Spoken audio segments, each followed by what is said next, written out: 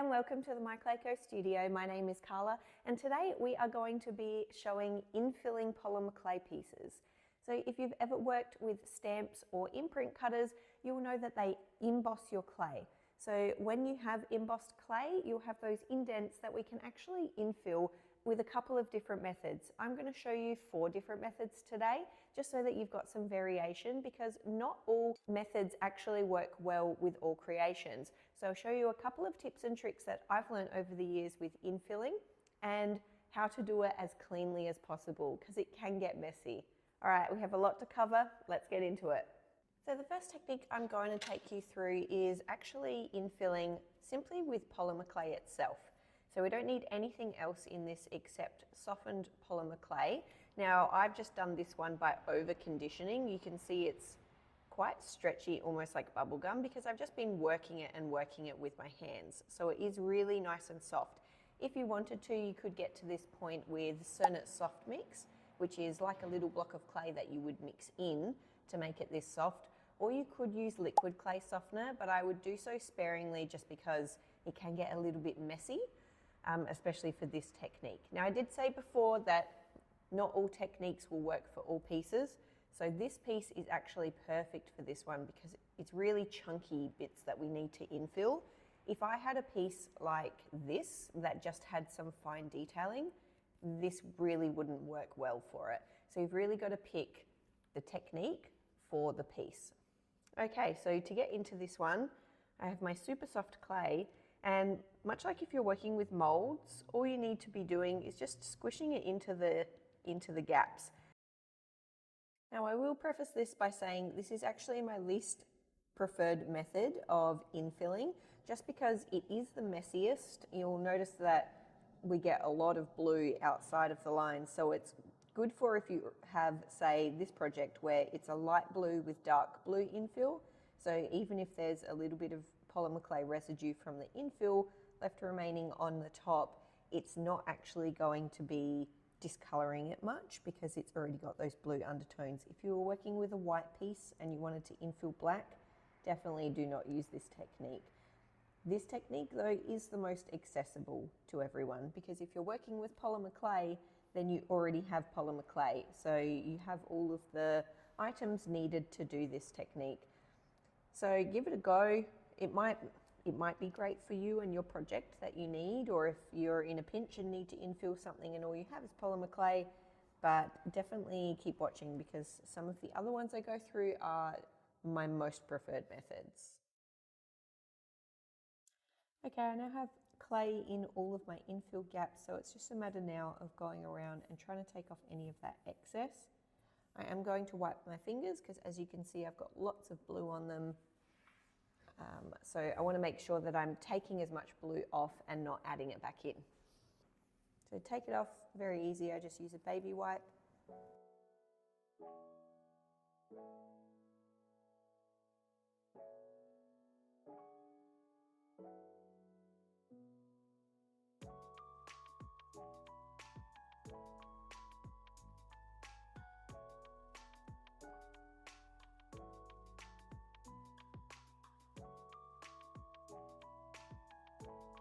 So just thought I'd show you close up the parts that I've already fixed up with the baby wipe.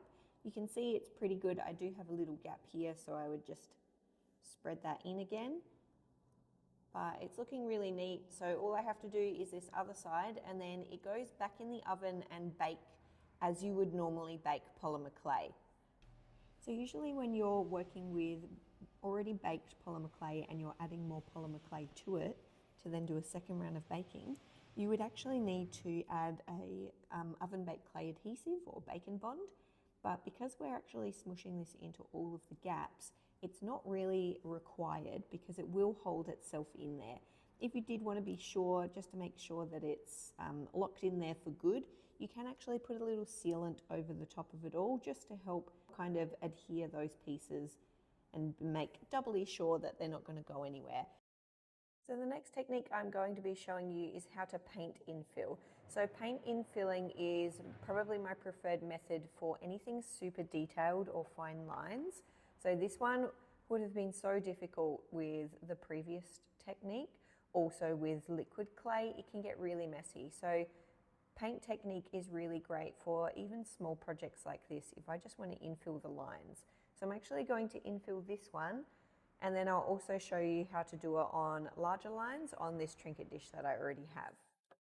So for this one, we are going to need our clay piece, our paint, which I've got in a little container here, a paintbrush, which doesn't have to be the best quality because we're just going to be infilling, and then baby wipes to actually wipe off the excess. So to get this one done, all I need to do is get my paint and just load it into these imprints. So you want to make sure that you're really poking in. That's why you don't always have to use a really good quality brush, because you're going to be kind of stabbing into those little gaps to make sure that we've got paint in all of the little nooks and crannies.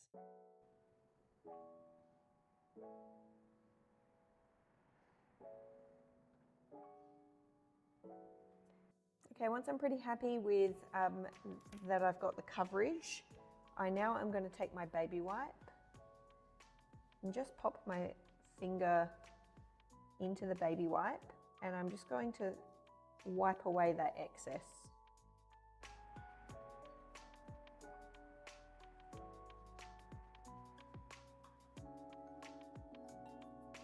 And you can see now that all my imprint detailing has got paint in it. If you do have a little spot up here, for example, that hasn't got paint in it, you can either leave it or just go back and add a little bit more paint in and wipe it off. So as you can see, it's now all infilled, and that one now just has to dry and doesn't need rebaking. All right, I'm going to show you the trinket dish next so you can see on some larger imprints. I'm just going to clean up because I've got metallic leaf everywhere from a previous project. So we just want to make sure that there's nothing that's on our dish that's going to impede us putting paint on it. Now, because this does have gold detailing, I am going to be using a gold paint. So I just need to use my baby wipe to clean out that bowl, and I'll get some gold in. Alrighty, I've got some gold paint, so I'm just going to put a bit in here. Now I will say with the paintbrushes, they don't have to be the best quality, but it is ideal to have a firmer bristle. If it's too soft, it's not really going to poke into those spaces, it's just going to kind of go limp. So we want to make sure that we've got a nice firm brush. And again, I'm just going to paint in those gaps.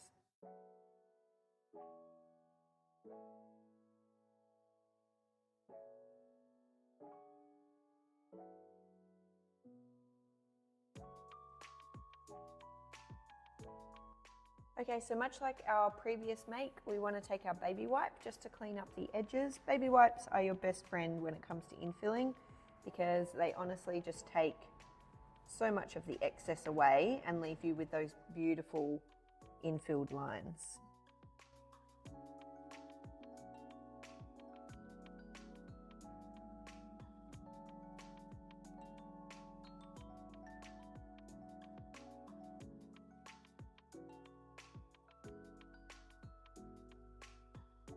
Alright, and that one is done. Now the paint I used is actually a fine metal gloss paste, so it does have little flecks of gold in it, which does kind of sit on the top of the trinket dish, but I actually wanted that effect of the whole thing to be a little bit shimmery.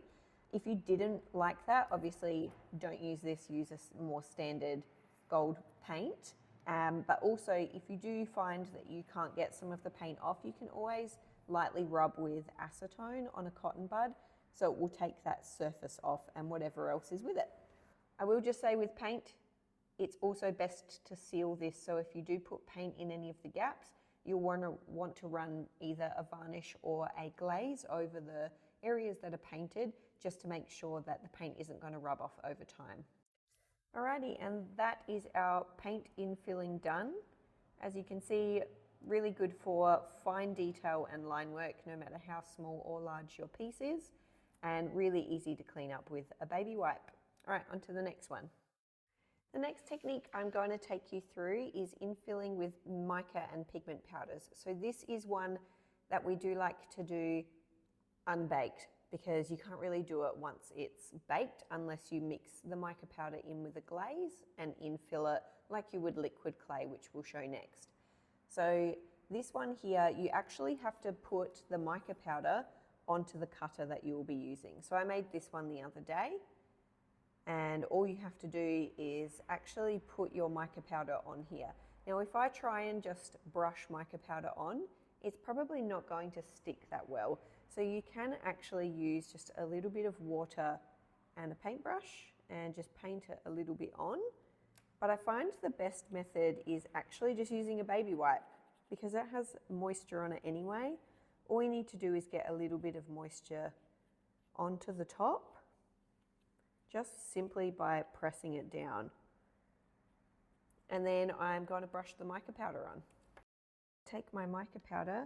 Now, unlike the previous one where I said use a firm bristled brush, this one is actually easier with a soft bristled brush, because we just want it to lightly adhere that mica powder onto our cutter. Any little bits that you find that the mica is not adhering to, you can just go back over with a little bit of water. This is where a paintbrush comes in handy, because if I did try to go back over that with a baby wipe, I'd probably take off the mica that I'd already stuck on there.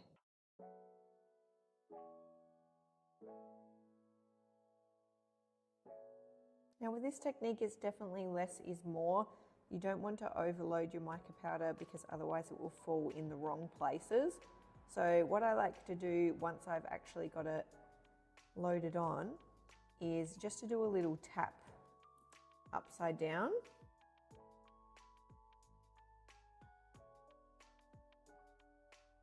As you can see, all that excess mica powder has come off, so it's not actually going to fall onto our clay.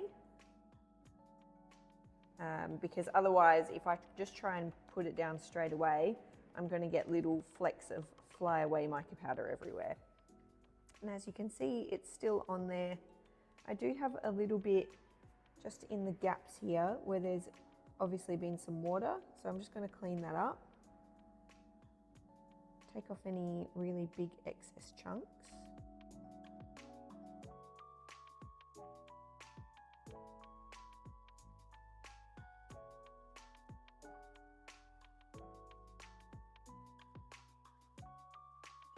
All right, and I think we're ready to go. So I'm just going to roll my clay down, make sure it's nice and burnished to my tile. And I'm going to take my cutter, I'm just going to do a final check, make sure there's no gold around the cutting edge, because I don't want any gold around it. But otherwise I think we're good. We flip it over, we've already knocked the excess off, so we're not worried about mica falling onto our piece, and we just press it down. Okay, once that's in there, we just want to gently peel it off. And as you can see, it's left the mica in our imprint. Now, where there are a couple of like chunkier bits of mica, you want to go in with just a clean brush, and you want to push from the outside in. So I want to try and push the mica into the center where there already is mica. It's not going to stay in there. Once we bake it, I can then kind of shake my piece, and any of that extra mica that's on there will actually come out. But it's just making sure that I'm not spreading the gold all around my piece.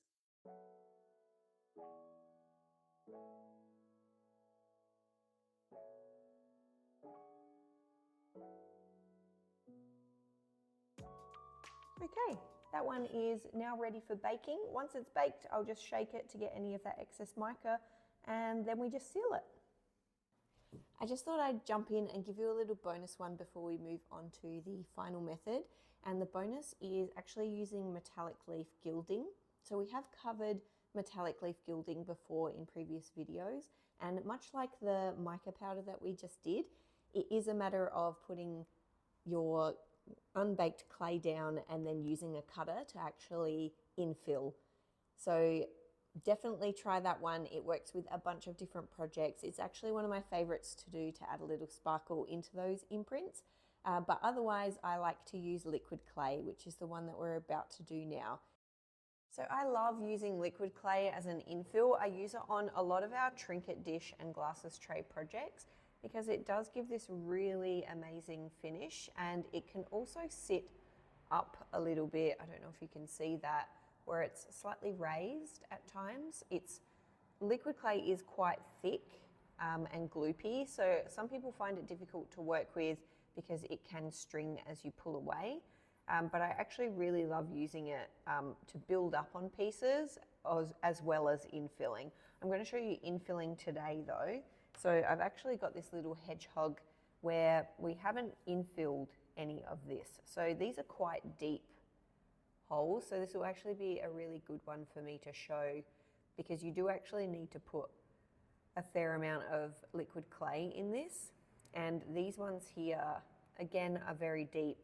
So it's going to be a good one for me to show you how to infill finer details that are quite deep and then how to clean it up properly. So when you get liquid clay, it actually comes in a little bottle. You can twist the top and pour the liquid clay out from there, but I would not recommend squeezing it straight out of that bottle into whatever project you're doing, unless you have a really large imprint that you're doing on, say, a trinket dish or a glasses tray, and you can infill a little bit of it, but then you'll need to use tools to actually spread it around for the rest.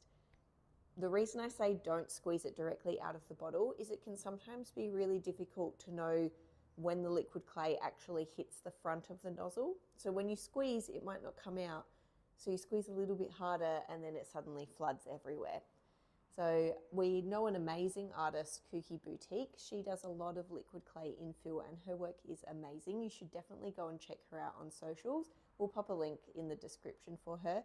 She obviously is amazing at liquid clay work, and I've done it on a couple of occasions where I've just quickly filmed a reel and just put a couple of dobs in, and I swear she's almost had a conniption just seeing me going rogue and pouring it directly out of the bottle. It is something that can freak a lot of people out because it's definitely not recommended. As I said, if you do need to do larger areas, you can just put a little dollop in each of those, but definitely try and transfer it into a silicone bowl or into something that has a really fine nib for squeezing out, which I'll show you now with the projects. So this is the bottle that your liquid clay will come in. My project, I'm going to be using black, so I've got this one out. As you can see though, the top of the liquid clay, it's quite a large nozzle. So if I was to try and pour directly out of that, it would only work really for larger projects. So if I was doing, say, this cat glasses tray, I could probably squeeze a little bit out on each of these, and then I would want to be using finer tools or anything for the parts that are closer to the edges. Because I'm actually going to be doing the hedgehog, if I was to put this in, it's almost the size, like not that much smaller than the size of the actual eye, and I run the risk of then when I pull away just making a mess. Also, especially with black, it's really difficult to tell up the top here if it's clean or not. So as you can see, if I run my finger on, there's a lot of liquid clay there. So you just want to make sure that you clean your nozzle, and I'm actually going to be putting a little bit here. So you can see I squeeze and nothing's coming out. So you try and squeeze a bit harder and it'll just start coming out. So that's why it's really difficult to work directly out the bottle. Also, I don't know if you noticed just then, but when I squeezed, because it's sticky, when I pull away, see how it strings and goops? So those strings can actually fall onto your pieces. So I'm going to show you a way that I kind of avoid that in my liquid clay infill. The alternative to using a silicone bowl is to actually get one of these squeezy bottles that has a really fine nib on the top. So this is actually great for flooding areas like the eyes, which is a little bit smaller than the nib that you get on the standard bottle. So as you can see here, really big difference. This one you will need to put more pressure to get the liquid clay out, and I do recommend removing this while you're working because otherwise it's going to be flicking about. But otherwise, it is great for just infilling the majority of it. Now I just want to squeeze all the air out. You can even do that over the safety of your bowl rather than over your piece. It's really difficult to tell with liquid clay how much is actually left in here and how much is coating the walls of the bottle. So I can now feel some pressure, so I know that, yeah, see, I'm starting to get some liquid clay out. So I move back to my piece.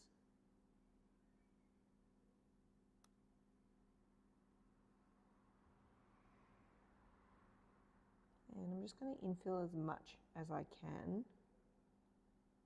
And then you'll see once I start getting up to the top, I'm just going to do this little bob.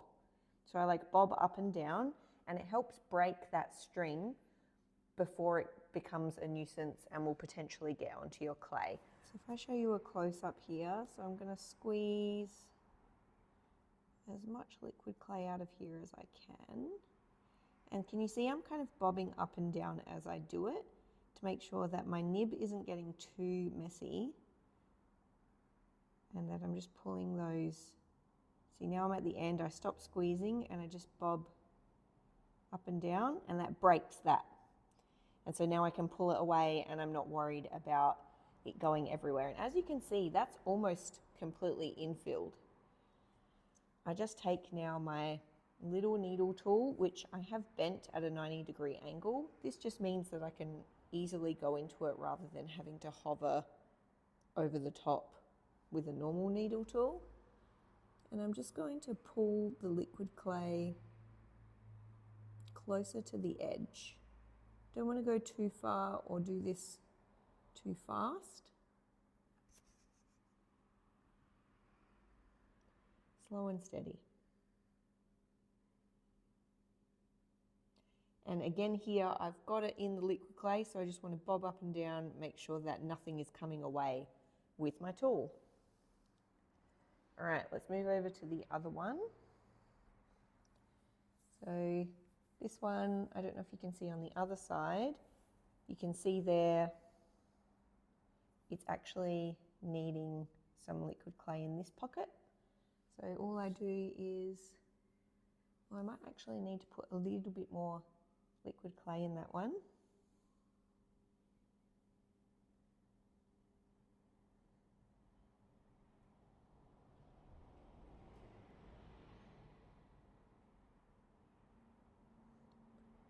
And then I stop squeezing and I just bob up and down. There we go. Broken that string. And then I just start pushing it into those corners. You can kind of put your tool in the center and just the movement of you pushing. See how the liquid clay is kind of moving with my push-pull? Don't know if you can see that on the camera. But it's kind of shifting it to the edges without me actually having to go to the edges.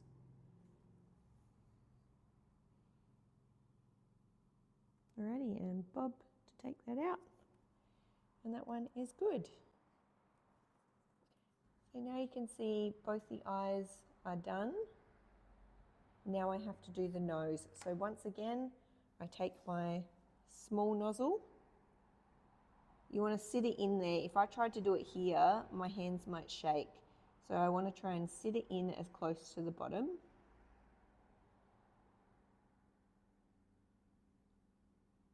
And then just pipe that.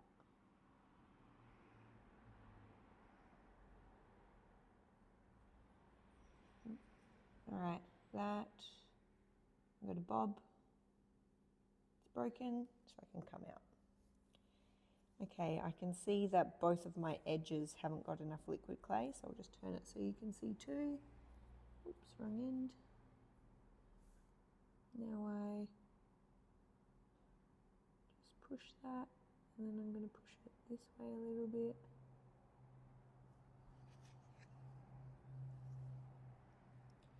And there you can see that one is done too. Editing colour here.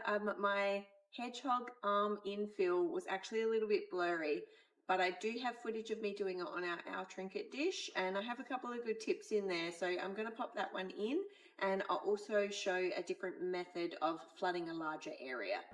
We're just going to infill these detailed bits here. So I've got some liquid clay. It's actually just brown metallic liquid clay, which I have added in some of our autumn copper pigment powder in just to give it a little bit of a shimmer. And also it was a little bit thick, so I did add some clay softener to it. It was just not running at all, and I need it to be just a little bit runny just so I can get in there almost like paint consistency. You don't want it too thick or it's going to end up being too difficult.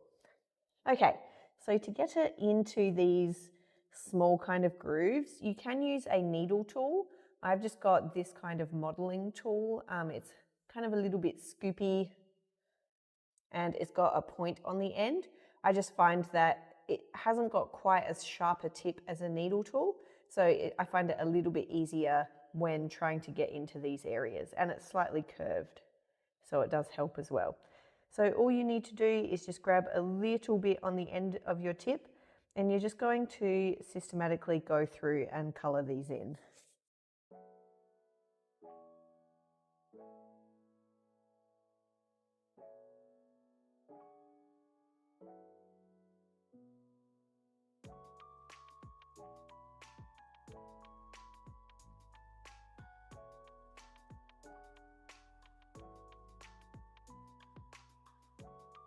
So as you can see here, I have kind of gone outside the lines. So that's completely fine. It's very difficult to try and get in and not go outside the lines. So all you need to do is just wipe over the top of this with a baby wipe, and that'll take that excess off and leave what's in the gaps.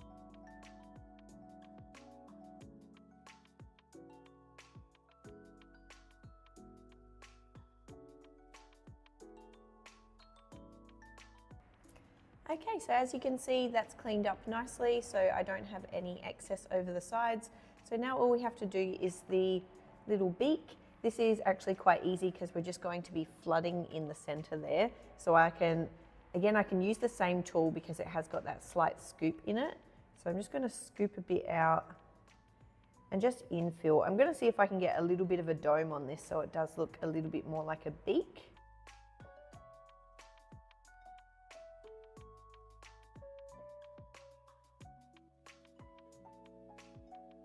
And as you can see, all I'm doing is lightly pushing it out to the sides just so that the liquid can actually make contact with the edge of the baked clay, and it'll kind of like stick itself there and then flood in the rest of the space in between.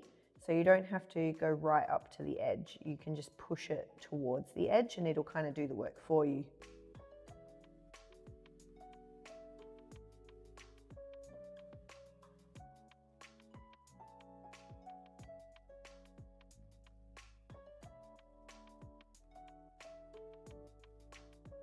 Okay, I'm happy with that one. I've got a slight dome on that little beak, so all I'm going to do is pop that back in the oven just to bake that liquid clay. Thank you so much for watching the video today. I hope you found it helpful and you learned a couple of tips and tricks on how to best infill your pieces. Also remember that different equals different. Just because I showed a couple of different methods today, and if they differ from what you do, doesn't mean that they're better. Everyone has their own way of working, and it's just practicing and finding out what works best for you. If you found it helpful, we hope that you like and subscribe to the channel, and of course we will see you next time.